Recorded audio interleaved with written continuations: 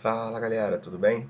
Novamente nesse início eu quero desejar que tudo esteja bem com vocês, na casa de vocês, com seus familiares, etc. Espero que todos estejam bem, certo?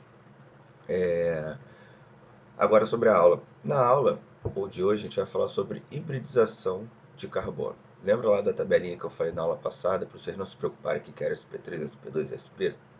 Agora a gente vai se preocupar com isso.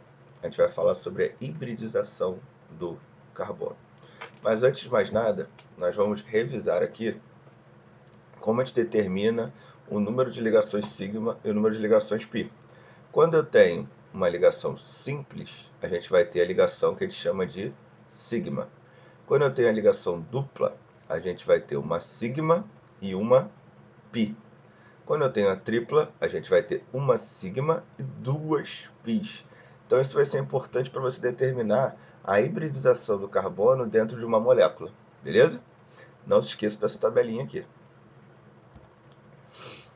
Outra coisa muito importante, que quando a gente começa a falar de hibridização, a gente começa a falar de orbitais. E aí muitos alunos me perguntam por que o S tem um orbital só, por que o P tem 3 orbitais, por que o D tem 5, por que o F tem 14, tem 7 orbitais.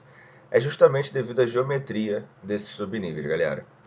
O subnível S, ele é esférico. Olha aqui. Então ele só tem uma forma de se encontrar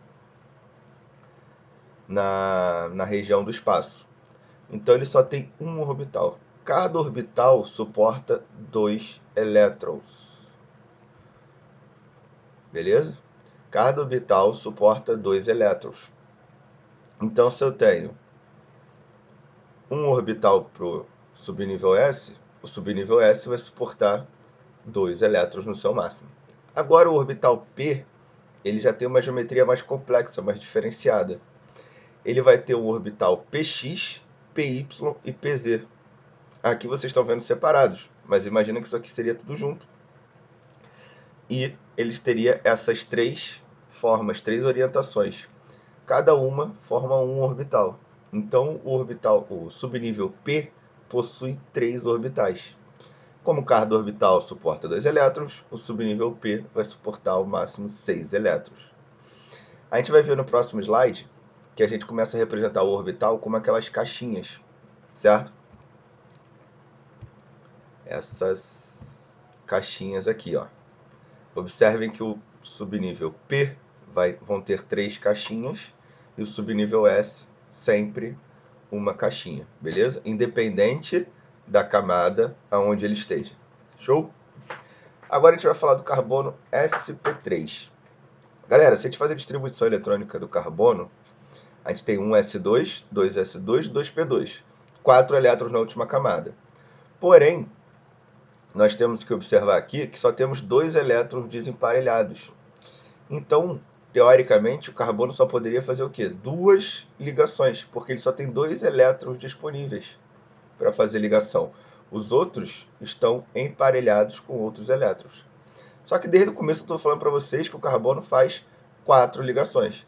Por que o carbono faz 4 ligações? O que acontece? Observem aqui que a gente está num gráfico de energia. Ou seja, o 1s2 é o subnível menos energético, o 2s2 um pouquinho mais energético e o 2p2 mais energético ainda. O que o carbono ele vai fazer, galera? Ele vai pegar um desses elétrons aqui e vai jogar para esse orbital vazio. Ele vai receber energia e vai conseguir saltar, devido à proximidade energética desses caras, vai conseguir saltar daqui do 2s para o 2p, certo?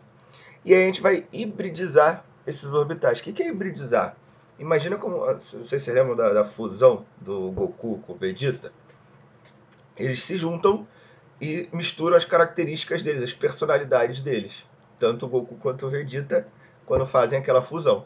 Aqui é exatamente a mesma coisa. A gente vai misturar um orbital S com 3 orbitais P. Repare aqui ó, que eu estou misturando uma caixinha do S com 3 caixinhas do P, que a gente chama de orbital, certo? E aí nós vamos ter 4 orbitais sp3. O que significa orbital sp3? É um orbital híbrido, um orbital que está misturado, tanto característica daquele S quanto característica do P. Tem mais do P, Tem, porque está juntando 3 orbitais do P com um orbital do S, certo? Por isso que é sp3. Muito importante também, a quantidade de orbitais que eu vou hibridizar vai me dar a quantidade total de orbitais híbridos. Ou seja, eu estou pegando 3 orbitais P e um S. Então eu vou ter 4 orbitais sp3. Porque eu peguei 3 do P e 1 do S. 3 mais 1, 4. Eu vou ter 4 orbitais sp3. Agora reparem aqui que eu tenho 4 elétrons desemparelhados nesses orbitais híbridos. Então o carbono agora pode fazer o quê? As nossas 4 ligações que a gente sempre fala, que o carbono faz 4 ligações, certo? Então esse é o motivo do carbono fazer 4 ligações. Ele hibridiza seus orbitais, ele mistura seus orbitais, beleza? E outra coisa, muito importante também, cada orbital híbrido, ele vai fazer uma ligação sigma. Cada orbital híbrido sempre faz ligação sigma, beleza? Então, carbono fazendo 4 ligações, ele vai ter uma geometria tetraédrica, com ângulo de aproximadamente 109 graus entre as ligações. Beleza? Tranquilo? Agora o carbono sp2. O carbono sp2 eu já estou representando de uma forma diferente. Eu não botei mais em energia. Eu botei o lado a lado. Esse aqui seria o orbital S dele. E esse aqui seria o 2p. 2s, 2p. Beleza? Aqui ele já jogou o elétron dele para os orbitais p. Show? Então eu avancei uma etapa já. Agora o que acontece na hibridização sp2? Na hibridização sp2, ele só mistura 3 orbitais. Reparem que eu peguei 2 orbitais p e misturei com 1 orbital s, certo? Então eu vou ter 3 orbitais o quê? sp2. Cada um deles é sp2, assim como cada um dos 4 do slide passado eram sp3, certo? A gente cria um novo orbital híbrido. Essa caixinha aqui, que seria um orbital, é sp2. Essa caixinha aqui vai ser sp2 e essa caixinha vai ser sp2. Por que sp2? Porque agora eu misturei só um s com 2 orbitais p's, certo? Então eu tenho 3 orbitais sp2. E esse cara que sobrou é um orbital p que a gente chama de puro, certo? Que eu não vou conseguir botar aqui para cima. É um orbital p puro, beleza? Esse orbital p puro, o que vai acontecer com ele? Ele vai realizar ligações π. Lembra que eu falei que os orbitais híbridos sempre formam ligações sigmas? Agora eu estou te dizendo que o orbital puro que sobra, por que é puro? Porque ele não se misturou, ele não se hibridizou com nenhum outro orbital. Então ele continua com a característica 100% do orbital p, beleza? Show? Então, aqui eu vou ter o seguinte, um orbital p puro, os orbitais puros vão fazer ligações π. Se eu tenho 3 orbitais híbridos sp2 e um orbital puro, então a hibridização do carbono sp2 ele vai realizar 3 ligações sigmas e uma ligação π. Beleza? Então a gente observa aqui que o sp2 realiza 3 ligações sigmas, ó, 1, 2, 3, e vai realizar uma ligação π com esse orbital p puro. A geometria do carbono sp2 é trigonal plana, beleza? Agora, seguindo, a gente vai para o carbono sp. Como vocês podem observar, no sp3 a gente hibridiza 3 P's e um S. No sp2, 2 P's e um S. Agora no sp a gente vai fazer o quê? Vai pegar um orbital S com um orbital do P. Olha aqui, ó, um orbital S e um orbital do P. Os outros 2 orbitais P, eles vão continuar puros. Reparem que quando eu estou falando de orbitais P, eu estou falando de Px, Py e Pz, certo? Lembra lá que a gente viu a orientação dele no espaço. Ele tem um alter, vamos dizer assim, em x, no eixo x, um alter no eixo y e um alter no eixo z, que é de profundidade. Então a gente tem 3 orbitais. Qual deles vai se misturar é indiferente, depende aonde a ligação do outro átomo que vai estar ligado ao carbono vai estar, onde o orbital dele vai estar, certo? É um pouco mais complexo do que isso, mas o importante para vocês é saber a quantidade que eles vão se hibridizar e a quantidade que não vai se hibridizar. Se aqui eu estou hibridizando um P com um S, eu tenho dois orbitais que vão se misturar. Então, eles vão me dar dois orbitais híbridos. O orbital sp, outro orbital sp. E vão sobrar dois P's puros. Se eu tenho dois orbitais híbridos sempre fazem ligações sigmas. Então, eu tenho duas ligações sigmas. E os orbitais P puros, eles vão fazer ligações π. Então, eu vou ter duas ligações sigmas e duas ligações πs para o carbono sp. Reparem aqui, ó, carbono sp, uma ligação sigma, outra ligação sigma. Uma ligação π, outra ligação π. Então, esse cara aqui seria um carbono sp2. sp, desculpa, porque ele está fazendo duas ligações sigmas e duas ligações πs. Beleza? Agora, a gente tem outro exemplo para sp. É quando ele faz duas duplas ligações. Mas reparem só, ele está fazendo quantas ligações sigmas? Uma sigma, duas sigmas. Uma π, duas πs.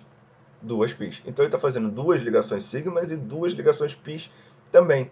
Então, o importante é você conseguir diferenciar na minha molécula o número de ligações sigmas e o número de ligações πs de cada carbono. Para quê? Para eu conseguir classificar a hibridização dele, certo? Se ele é sp3, ele faz 4 ligações sigmas, porque ele hibridiza 4 orbitais. Se ele é sp2, ele vai fazer 3 ligações sigmas e uma π. Por quê? Porque ele hibridiza 3 orbitais e deixa um orbital p puro, que vai fazer a ligação π. Agora, se eu tenho hibridização sp, ele vai fazer 2 ligações sigmas e 2 ligações π. Justamente por quê? Porque ele hibridiza 2 orbitais e deixa 2 orbitais p puro. Agora, galera, aqui no final a gente está apresentando mais um resuminho, uma tabela, que me diz a hibridização do carbono, a representação dele, os tipos de ligações, a geometria e o ângulo de ligação. Para um carbono sp3, a gente vai ter a representação assim, que é a representação tetraédrica, ou seja, o carbono sp3 tem uma geometria tetraédrica e ele faz 4 ligações sigmas. 1, 2, 3, 4, certo?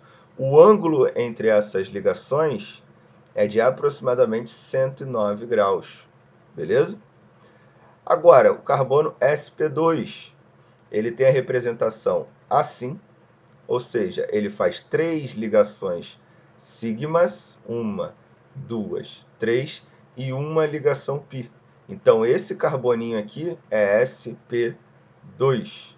Ele vai ter uma geometria trigonal plana, ou seja, ele vai formar essa estrutura triangular aqui no plano, certo? Os ângulos entre as ligações são de 120 graus, certo? Esse ângulo aqui é entre as ligações. Agora, para o carbono sp, a gente tem um carbono linear, certo? Ou seja, ele vai estar sempre formando uma linha, uma reta, beleza? Então, para a gente observar se o carbono é sp, ele tem que ter duas ligações πs e duas ligações sigmas. Duas ligações πs e duas ligações sigmas. Então, esse carbono aqui é sp e esse carbono aqui também é sp. Geometria linear e o ângulo entre as ligações, que seria esse aqui, é de 180 graus. Beleza, galera? Espero que vocês tenham gostado dessa aula. Essa aula é um pouquinho mais rápida, que é sobre a hibridização do carbono. Hibridização não é só feita no carbono, a gente vai ver lá em Norg, quando a gente tem a quebra da regra do octeto, a exceção da regra do octeto, a gente tem hibridizações também que justificam essa quebra da regra do octeto. Beleza? Espero que vocês tenham gostado da aula, se cuidem e até a próxima. Um abraço.